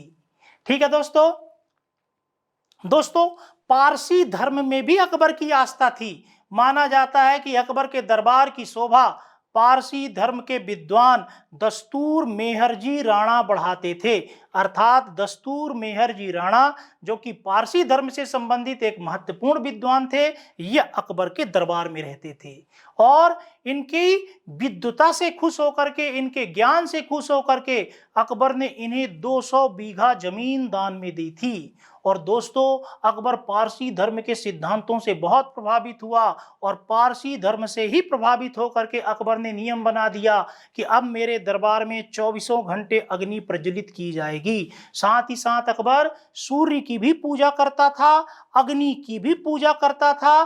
दोस्तों, सूर्य पूजा व अग्नि पूजा का विधान मूल रूप से पारसी धर्म में था। तो पारसी धर्म के विद्वान दस्तूर मेहरजी राणा अकबर के दरबार की शोभा बढ़ाते थे और इनसे खुश होकर के अकबर ने इन्हें 200 बीघा जमीन दान में दी थी। और पारसी धर्म से ही प्रभावित होकर के अकबर ने अपने दरबार में 24 घंटे अग्नि प्रज्वलित रखना प्रारंभ कर दिया था और सूर्य पूजा एवं अग्नि पूजा प्रारंभ कर दी थी। दोस्तों, पारसी धर्म से ही प्रभावित होकर के अकबर ने सिजदा, पायबोस, नौरोज, तुलादान इन परंपराओं को अपने दरबार में लागू किया था। तो आपसे यह प्रश्न पूछा जा सकता है कि अकबर ने जो झरोखा दर्शन प्रारंभ किया, इसके अंतर्गत अकबर प्रत्येक दिन सुबह के वक्त अपनी बालकनी में आकर के अपनी जनता को दर्शन दिया करता था, जिसे कहते थे झरोखा दर्शन। तो झरोखा दर्शन, तुलादान जिसमें अकबर अपने भार के बराबर चीजों को तौल करके गरीबों में दान किया करता था। सिजदा जिसके अंतर्गत दरबार में आने वाले लोग झुक करके अकबर को सलाम करते थे। पायबोस जिसके अंतर्गत दरबार में आने वाले लोग घुटनों के बल बैठ करके अकबर के कदम चूमा करते थे। और नौरोज जो कि ईरान में मनाया जाने वाला 9 वर्ष का त्योहार था। ये समस्त परंपराएं अपने दरबार में अकबर ने पारसी धर्म से प्रभावित होकर के प्रारंभ की थी। तो क्लियर है दोस्तों, यह प्रश्न पूछा जाता है कि अकबर की दरबार की शोभा ऐसे कौन से पारसी धर्म के पुरोहित थे जो बढ़ाते थे। उनका नाम था दस्तूर मेहरजी राणा। उनको अकबर ने 200 बीघा जमीन दी थी और पारसी धर्म से ही प्रभावित होकर के अकबर ने अपने दरबार में 24 घंटे अग्नि प्रज्वलित करना, सूर्य एवं अग्नि पूजा करना प्रारंभ किया था। और इसी धर्म से प्रभावित होकर के अकबर ने झरोखा दर्शन, तुलादान, सिजदा, पायबोस और नौरोज जैसी परंपराओं को मनाना प्रारंभ किया था। ईसाई धर्म के प्रति भी अकबर में आस्था थी। माना जाता है कि अकबर के दरबार में 2 महत्वपूर्ण ईसाई संत रहते थे, फादर एक्वा बीबा और फादर मानसरेट। तो इनके नाम भी आपको याद रखना है कि अकबर के दरबार की शोभा कौन से ईसाई संत बढ़ाते थे। फादर एक्वा बीबा और फादर मानसरेट। दोस्तों, माना जाता है कि ईसाई मिशनरियों का मिशन 3 बार अकबर के दरबार में आया था, जिसमें पहली बार ईसाई मिशनरियों का नेतृत्व प्रदान किया था फादर एक्वा बीबा ने। तो अकबर के दरबार में ईसाइयों का मिशन यानी उनका एक प्रतिनिधि मंडल कुल कितने बार आया था? 3 बार आया था। और प्रथम बार ईसाई प्रतिनिधि मंडलों को किसने नेतृत्व प्रदान किया था? फादर एक्वा बीबा ने। यह प्रश्न भी पूछा जा सकता है। क्लियर है दोस्तों। आगे हम देखते हैं कि सिख धर्म में भी अकबर में आस्था थी और सिख गुरु अमरदास के पास अकबर स्वयं इनके दर्शन करने गया था और गुरु अमरदास से खुश होकर के अकबर ने उनकी पुत्री बीबी भानी को कई गांव दान में दिए थे। तो यह प्रश्न भी पूछा जा सकता है कि किस सिख गुरु के दर्शन करने के लिए अकबर स्वयं गया था? गुरु अमरदास के दर्शन करने के लिए। और गुरु अमरदास की पुत्री बीबी भानी को अकबर ने कई गांव दान में दिए थे। साथ ही साथ अकबर ने गुरु रामदास जो कि सिखों के गुरु थे, उनसे भी अकबर बहुत प्रभावित हुआ और गुरु रामदास को अकबर ने 500 बीघा जमीन दान में दी। दोस्तों आगे चल करके उसी 500 बीघा जमीन पर गुरु अर्जुन देव के समय पे अमृतसर नामक शहर बसाया गया और वहीं गुरु अर्जुन देव के समय स्वर्ण मंदिर का निर्माण किया गया। तो वर्तमान में जो स्वर्ण मंदिर है वो उस भूमि पर बनी हुई है जो भूमि गुरु रामदास को मुगल बादशाह अकबर ने दान में दी थी। क्लियर है दोस्तों? तो ये बहुत महत्वपूर्ण तथ्य है कि अकबर ने किस सिख गुरु को 500 बीघा जमीन दान में दी थी। गुरु रामदास को आगे चल करके अर्थात कालांतर में उसी जमीन पर अमृतसर नगर बसा और गुरु अर्जुन देव के समय पर वहीं स्वर्ण मंदिर का निर्माण कराया गया। क्लियर दोस्तों? तो हम यह देखते हैं कि विभिन्न धर्मों के प्रति अकबर के मन में आस्था थी और उसने अपने दरबार में सभी धर्मों के अनुयायियों को संरक्षण प्रदान किया था। एक बार पुनः रिवीजन कराता हूं। यद्यपि अकबर व्यक्तिगत रूप से इस्लाम धर्म का अनुयायी था, लेकिन सूफी सिलसिले के प्रति उसमें आस्था थी। चिश्ती सूफी सिलसिले के प्रति वह विशेष रूप से आस्थावान था। मोइनुद्दीन चिश्ती और शेख सलीम चिश्ती पर वह अपनी आस्था रखता था। उसने अपने जीवन काल में मोइनुद्दीन चिश्ती की अजमेर स्थित दरगाह की यात्रा कुल 14 बार की थी। उसके 2 पुत्र सलीम और मुराद का जन्म शेख सलीम चिश्ती की खानकाह में फतेहपुर सीकरी में हुआ था और शेख सलीम चिश्ती के प्रति अपना सम्मान प्रकट करते हुए ही अकबर ने अपने पुत्र का नाम सलीम रखा था। दोस्तों सूफी साहित्य में 2 महत्वपूर्ण ऐसी पुस्तकें थीं जो अकबर को विशेष रूप से पसंद थीं। एक जलालुद्दीन रूमी का मसनबी और दूसरा हाफिज का दीवान। क्लियर है दोस्तों? साथ ही साथ भक्ति आंदोलन के संतों के प्रति भी अकबर के मन में आस्था थी। अकबर ने विठल दास को गोकुल व जैतपुर में जागीर दान में दी थी। हिंदू विद्वानों के प्रति भी उसके मन में आस्था थी। उसके दरबार की शोभा 2 हिंदू विद्वान बढ़ाते थे, पुरुषोत्तम और देवी, और हिंदू धर्म से ही प्रभावित होकर के अकबर ने पुनर्जन्म के सिद्धांत पर विश्वास करना प्रारंभ कर दिया था। इसके अलावा अकबर के मन में जैन धर्म के प्रति भी आस्था थी। 2 जैन संत हरि विजय सूरी और जिन चंद्र सूरी अकबर के दरबार की शोभा बढ़ाते थे। अकबर ने हरि विजय सूरी को जगत गुरु और जिन चंद्र सूरी को युग प्रधान की उपाधि दी थी। पारसी धर्म के प्रति भी उसके मन में आस्था थी। पारसी संत दस्तूर मेहर जी राणा अकबर के दरबार की शोभा बढ़ाते थे। अकबर ने उन्हें 200 बीघा जमीन दान में दी थी और पारसी धर्म से प्रभावित होकर के ही अकबर ने दरबार में 24 घंटे अग्नि प्रज्वलित रखना, साथ ही साथ सूर्य पूजा व अग्नि पूजा करना प्रारंभ कर दिया था। पारसी धर्म की परंपराओं जैसे झरोखा दर्शन, तुलादान, सिजदा, पायबोस, नवरोज, इनका प्रारंभ मुगल काल में अकबर के द्वारा किया गया था। ईसाई धर्म के प्रति भी अकबर के मन में आस्था थी। ईसाई संत एक्वा बीबा और मानसरेट अकबर के दरबार की शोभा बढ़ाते थे। ईसाई विद्वानों का 3 बार प्रतिनिधि मंडल अकबर से मिलने उसके दरबार आया। प्रथम बार ईसाई मिशनरियों का नेतृत्व फादर एक्वा बीबा ने किया था। इसके अलावा सिख धर्म के प्रति भी अकबर के मन में आस्था थी। अकबर ने सिख गुरु अमरदास से मिलने के लिए स्वयं उनके यहाँ गया और अमरदास की पुत्री बीबी भानी को उसने कई गांव दान में दिए। और साथ ही साथ अकबर ने सिख गुरु रामदास को 500 बीघा जमीन दान में दी। उसी जमीन पर आगे चल करके अमृतसर नामक शहर बसा और गुरु अर्जुन देव के समय पे वहीं स्वर्ण मंदिर का निर्माण किया गया। क्लियर है दोस्तों? तो अकबर ने सभी धर्मों के विद्वानों को अपने दरबार में संरक्षण प्रदान किया था। दोस्तों धर्म के अलावा अकबर ने समाज के क्षेत्र में भी कुछ महत्वपूर्ण सुधार किए थे। जैसे अकबर ने हिंदू समाज में प्रचलित कई बुराइयों पर प्रतिबंध लगाया था। अकबर ने सती प्रथा पर प्रतिबंध लगा दिया था। बहुत महत्वपूर्ण प्रश्न है, यूपीएससी की प्रीलिम्स में एक बार पूछा गया है कि किस मुगल बादशाह ने सबसे पहले सती प्रथा को प्रतिबंधित किया था? अकबर ने। साथ ही साथ अकबर ने हिंदू समाज में विधवा विवाह को प्रोत्साहन दिया ताकि विधवाओं का जीवन बेहतर हो सके और उनका विवाह अकबर ने पुनः ताकि विधवाओं का जीवन बेहतर हो सके। तो दोस्तों, यह प्रश्न पूछा जाता है कि ऐसा कौन सा मुगल बादशाह था जिसने विधवा विवाह को प्रोत्साहन दिया था, सती प्रथा पर प्रतिबंध लगाया था? अकबर था। अकबर ने अपने शासनकाल में शराब पर प्रतिबंध लगाया, जुआ खेलने पर प्रतिबंध लगाया। इस तरह से अकबर ने समाज सुधार के क्षेत्र में भी कुछ महत्वपूर्ण कार्य किए थे। दोस्तों, समाज सुधार के क्षेत्र में अकबर का सबसे महत्वपूर्ण कार्य यह था कि अकबर ने बाल विवाह को भी रोकने का प्रयास किया और अकबर ने विवाह की न्यूनतम आयु लड़कों के लिए 16 वर्ष और लड़कियों के लिए 14 वर्ष निर्धारित कर दी। अर्थात लड़कियों का विवाह कम से कम 14 वर्ष की अवस्था में होगा, उससे कम आयु की लड़कियों का विवाह नहीं हो सकेगा, और लड़कों का विवाह कम से कम 16 वर्ष की अवस्था में होगा, उससे कम आयु के लड़कों का विवाह नहीं हो सकेगा। क्लियर है दोस्तों? तो अकबर ने बाल विवाह को भी रोकने का प्रयास किया था। तो आज की क्लास में हमने 3 चरणों में अकबर के द्वारा धार्मिक क्षेत्र में जो महत्वपूर्ण कार्य किए गए, उन कार्यों के संबंध में जानकारी प्राप्त की। अकबर ने किस तरह से सभी धर्मों के अनुयायियों को अपने दरबार में संरक्षण दिया और सभी धर्मों के सिद्धांतों को उसने अपनाया, यह भी हमने देखा। साथ ही साथ अकबर ने तत्कालीन समाज में प्रचलित कुछ कुरीतियों को भी दूर करने का प्रयास किया। आज की क्लास के अंतर्गत हमने वह सब कुछ भी समझने का प्रयास किया। दोस्तों, इस तरह से अकबर की धार्मिक नीति, जिसे सुलह कुल की नीति के नाम से जाना जाता है, उससे संबंधित सभी पक्षों को हमने विस्तार से पढ़ा है। मैं उम्मीद करता हूं कि संबंधित क्लास में बताए गए सभी महत्वपूर्ण तथ्यों को आप याद रखेंगे। इस वीडियो को आप बार बार देखें और सभी तथ्यों को याद रखने का प्रयास करें।